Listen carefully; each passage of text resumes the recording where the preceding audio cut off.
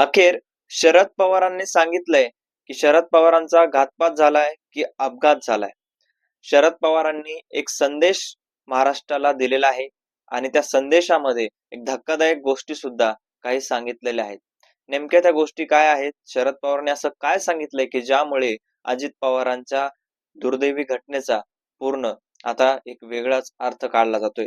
नेमकं काय घडलंय हे सगळं आपल्याला या व्हिडिओमध्ये पाहायचं आहे. नमस्कार, मी रंजित. तुम्ही जर या चॅनलवर नवीन असाल तर चॅनलला सबस्क्राईब करा, कारण आपल्या चॅनलवर आपण असेच वेगवेगळे विविध माहितीपूर्ण व्हिडिओज खास तुमच्यासाठी बनवत राहत असतो. मंडळी, शरद पवार आणि अजित पवार यांचं नातं आपल्याला माहिती आहे. काका पुतण्याचं. अंगावर खांद्यावर ज्या पुतण्याला आज त्यांनी खेळवलं, त्या पुतण्याला कुठेतरी श्रद्धांजली व्हायची वेळ आलेली आहे. कुठेतरी त्या अजित पवारांना वाटत होतं की आपला पक्ष पुढे न्यायचा आहे. शरद पवारांच्या पाठीमागे जर कोणी नेता असेल तर तो अजित पवार होते.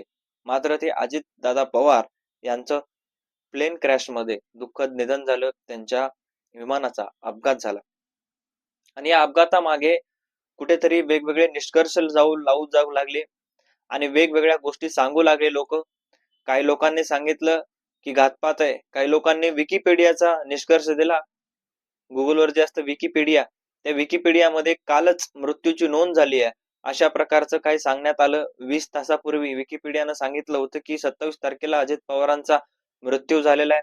मात्र हे सगळं टाइम झोन नुसार आहे हे पुन्हा लक्षात आलं आणि या सगळ्या कुठेतरी गोष्टी पसरू लागल्या की अजित पवारांचा घातपात झालाय की काय, अजित पवारांना खरंच कोणी काही केलंय की काय, अशा प्रकारचं काही पसरू लागल्यामुळे शरद पवारांनी स्वतः समोर आले. शरद पवार स्वतः तिथं रनवेवर गेले. त्या ठिकाणी तिथं पाहणी केली.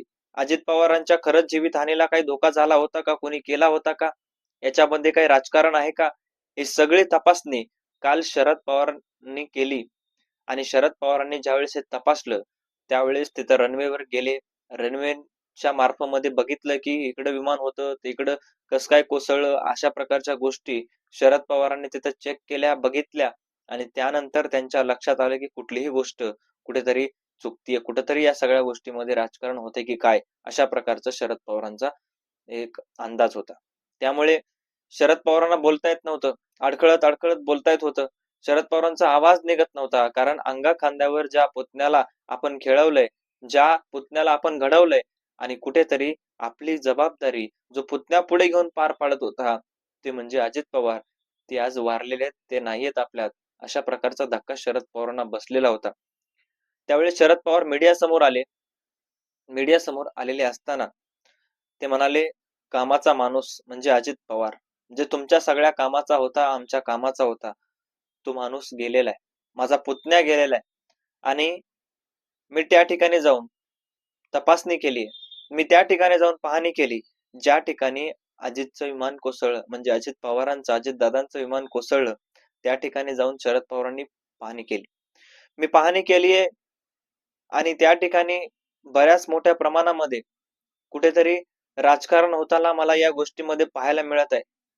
तर माझी हात जोडून विनंती आहे, असं शरद पवारांनी म्हटले, माझी हात जोडून विनंती आहे महाराष्ट्राला की यामध्ये हा निव्वळ अपघात आहे.